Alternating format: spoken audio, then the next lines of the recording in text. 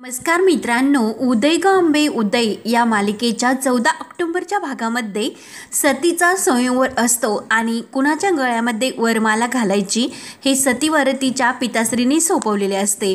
परंतु तिचे पिताश्री मात्र हे महादेवाच्या विरुद्ध म्हणजे शत्रू असतात। महादेवांचं नाव सुद्धा त्यांना त्यांच्या दरबारात कोणी घेतलेले चालत नाही। तेव्हा मात्र सतीचा स्वयंवर असतो आणि सती तर ही महादेवाची भक्त असते म्हणजे पार्वती आई।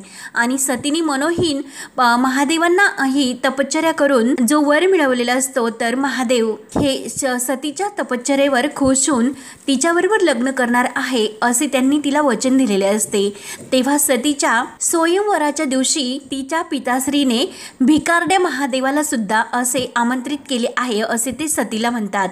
तेव्हा सती मात्र ठरवते की आज जर मी माझ्या मनाचा निर्णय घेतला नाही तर ही लग्न घटिका आणि हा स्वयंवराचा घाट सर्व काही हे निरर्थक ठरेल। ही घटिका तुझ्या प्रेमाची पूर्तता करणारी ठरून दे। तेव्हा सतीने ठरवलेले असते की ही वरमाला फक्त महादेवांच्याच गळ्यामध्ये पडून द्या।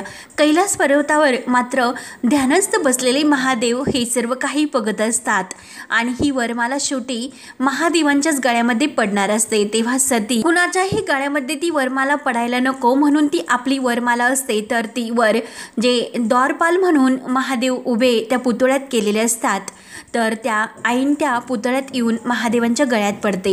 सतीला मात्र खूप आनंद होतो आणि सतीच्या मातोश्रीला सुद्धा खूप आनंद होतो। परंतु सतीचे जे पिताश्री असतात तर ते भयंकर चिडतात। स्वयंवरासाठी जे काही राजा महाराजे आलेले असतात तर ते हे सर्व बघून खूप चिडतात आणि त्यांना आश्चर्याचा धक्का बसतो की सतीने नेमकं वरमाला घातलीच कुणाच्या गळ्यामध्ये, तर एक पुतळ्याच्या गळ्यामध्ये। आणि तो पुतळा म्हणजे साक्षात महादेव असतात आणि त्यावेळी तेथे नारद मुनी सुद्धा हजर असतात। नारद मुनी सुद्धा हे देवाला नमस्कार करतात। तेव्हा मात्र पिताश्री इतके चिडतात आणि म्हणतात की सती यालाच म्हणतात की दारिद्र्याचे डोहाळे। अपत्याच्या पुढे माता पित्याने कितीही हे पंचपक्वानाचे भोग जरी ठेवले, त्या अपत्याच्या नशिबी करंटेपणाचे उपभोग घेणे असेल त्याला ते माता पिता सुद्धा काय करतील। आणि सती तू तर आज एका भिकारड्या महादेवाच्या गळ्यामध्ये हार घातला, त्याला आम्ही काय करणार आहोत, तर तू सुद्धा भिकारीच होशील असे त्यांना असे उद्देशून म्हणायचे असते।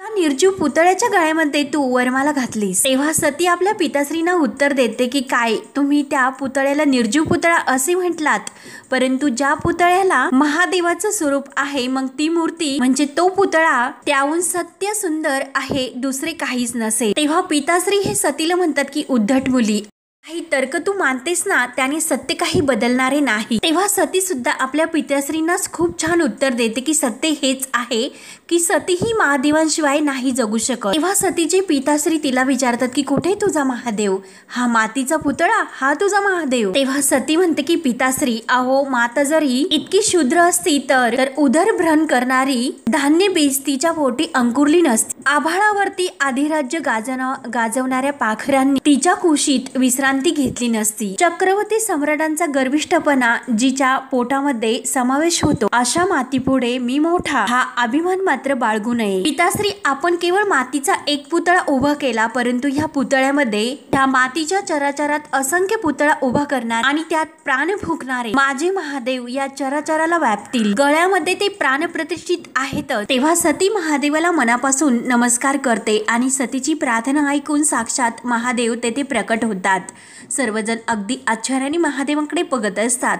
सतीला मात्र महादेवांना बघून खूप आनंद होतो आणि सतीच्या मातोश्रीला सुद्धा, परंतु पिताश्रीला मात्र खूप राग येतो। सर्वजण महादेवांना नमस्कार करतात। तेव्हा सती महादेवांजवळ येऊन उभी राहते, महादेव सुद्धा सतीजवळ येतात। तेव्हा सती अगदी डोळे भरून महादेवांना पाहते आणि म्हणते मला पूर्ण खात्री होती की आपण नक्की येतात म्हणून। तेव्हा महादेव सतीला म्हणतात की सती अगं तसे वचन आम्ही तुम्हाला दिले होते, पण यापेक्षा सुद्धा तुम्ही जी तपश्चर्या केली त्यामुळेच आम्ही इथपर्यंत आलो। तेव्हा महादेव पिताश्रींना सतीच्या म्हणतात की आमचा विवाह होणे हे तर विधिलिखितच आहे, आम्ही तसे वचन सुद्धा दिले होते आणि तुमच्या सर्वांच्या साक्षीने आम्ही सतीचा बायको म्हणून पत्नी म्हणून स्वीकार करत आहे। तर सतीला ते ऐकून खूप आनंद होतो आणि ती महादेवांकडे एकटक बघत असते, परंतु सतीचे पिताश्री असतात तर त्यांना खूप राग येतो।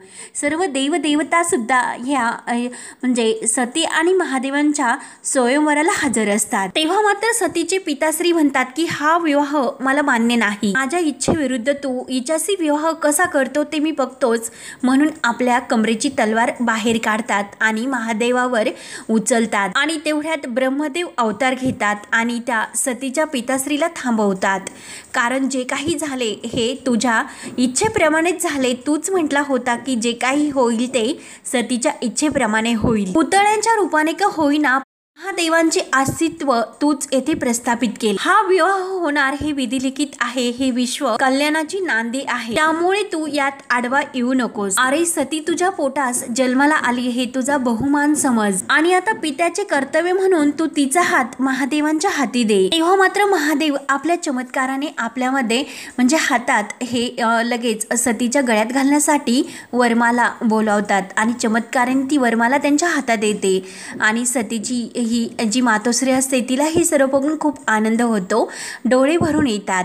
तेव्हा महादेव सतीच्या गळ्यामध्ये ती वरमाला घालतात। सती सुद्धा खूप खुश असते आणि त्यांचा विवाह हा संपन्न होतो। तेव्हा मात्र सर्व देवदेवता हे त्यांच्या अंगावर फुलांचा वर्षाव करतात आणि सती आणि महादेव यांचा शेवटी विवाह पार पडतो। सती ही कैलास पर्वतावर आपल्या महादेवाबरोबर म्हणजे आपले सुखी जीवन घालवत असते। ती महादेवावर कैलास पर्वतावर राहायला येते, परंतु जो तक्षाच्या मनामध्ये महादेवाबद्दलचा राग असतो आणि त्याचा बदला कसा घ्यायचा याची संधी तो शोधत होता आणि ती संधी त्याला चालून आल्यानंतर त्याने एक यज्ञ करण्याचा ठरवला आणि त्या यज्ञामध्ये त्यांनी सर्वांना आमंत्रण दिले, परंतु महादेव आणि सती या दोघांना मात्र ते आमंत्रण दिलेले नव्हते। पण तक्षाची हीच कृती विश्व कल्याणाची आंधी ठरली आणि त्याच वेळी सुरू होतो हा शक्तिपीठांच्या महाअध्यायाची सुरुवात। तेव्हा मात्र सती इकडे शिव म्हणजे कैलास पर्वतावर खूप अशी खुश असते आणि ती महादेवांच्या ही पूजेसाठी सर्व फुलं म्हणून ठेवलेली असते आणि सर्व ही कैलास पर्वतावरील ती शिव महादेवांची राहण्याची जागा अगदी फुलांनी सजून गेलेली असते। तेवढ्यात महादेव काही फुलं प्राजक्ताची तेथे घेऊन येतात। तेव्हा सतीला खुश बघून ते विचारतात की सती काय झाले, तुम्ही इतक्या खुश का आहात, का असतात? तेव्हा सती त्यांना छान उत्तर देते की महादेव, तुम्ही केव्हा तरी म्हणले होता आपली पूजा फुलांनी बनली जात नाही, ज्यांनी काट्याकोट्यात ही आयुष्य घालवलं त्यांच्या ओंजळीत ही प्राजक्ताची फुले बघून मला आश्चर्य तर वाटणारच। तेव्हा महादेव म्हणतात की अगं आश्चर्य काय, दोन मनजोडी तर ते एकरूप होतात, दोघांची आवडीनिवडी एकच होऊन जातात। मग देवी तुम्हाला फुलं आवडतात, मग तुमची आवड म्हणजे फुलांची आवड माझ्या ओंजळीत आहे। तेव्हा सती म्हणते की स्वामी आहो साक्षात महादेव आपल्या पत्नीसाठी फुलं आणतात, हे तिन्ही लोकात जर कळालं तर? तेव्हा महादेव म्हणतात की तर आपल्या पत्नीला जर पतीने फुलं आणली त्यात वावडं काय आहे, लोक सुद्धा त्याचे अनुकरण करतील। तेव्हा सती ते फुलं बघून खूपच खुश होते आणि त्याचा सुगंध ती घेते आणि त्या क्षणी त्या देवदेवता गणांचा सर्वांचा आवाज त्यांच्या कानावर पडतो, कारण ते पृथ्वीतलावर का जात असतील। तेव्हा सती महादेवांना विचारते की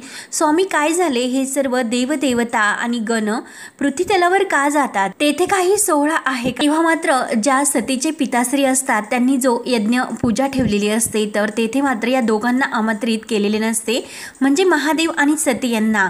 तेव्हा महादेव देवी सती यांना म्हणतात की देवी तुम्ही जर तो प्रश्न नाही विचारला तर बरे राहील। तेव्हा सती महादेवांना म्हणते की क्षमा असावी, पण तरी सुद्धा काही खास तेव्हा महादेव म्हणतात की मी तुला विचारू नये असे म्हटले तरी सुद्धा सती तुमची उत्सुकता तर आहे। तेव्हा सती म्हणते की स्वामी आहोत असे नाही, पण आता आपणच म्हणालात की दोन मन जर एकत्र झाली तर एकरूप होतात, आपलं तुमचं असं काही नसतं, मग आपल्या चेहऱ्यावरची वेदना आम्ही का सहन करावी, आपलं दुःख आमचं दुःख नाही का? तेव्हा महादेव म्हणतात की चाणाक्ष आहात तुम्ही, शब्दामध्ये कसे पकडावे हे तुम्हाला चांगलं जमतं, त्यामुळे आम्ही तर तुमच्यापासून काहीच लपून ठेवू शकत नाही। आपले तीर्थरूप म्हणजे प्रजापती दक्ष राजा याने पृथ्वी लोकात एक महायज्ञ केलेला आहे, म्हणून ते सर्वजण तेथे जात आहे। तेव्हा सती म्हणते की स्वामी पण आपल्याला तेथे जावेच लागेल, कारण पिताश्रीने इतक्या मोठ्याचं यज्ञ हे आयोजन केले असेल, पण आपण मात्र तेथे उपस्थित राहायलाच हवं। तेव्हा महादेव म्हणतात की नाही सती, आपल्याला या यज्ञासाठी आमंत्रण नाही असे महादेव जेव्हा सांगतात तेव्हा सती म्हणते की आमंत्रण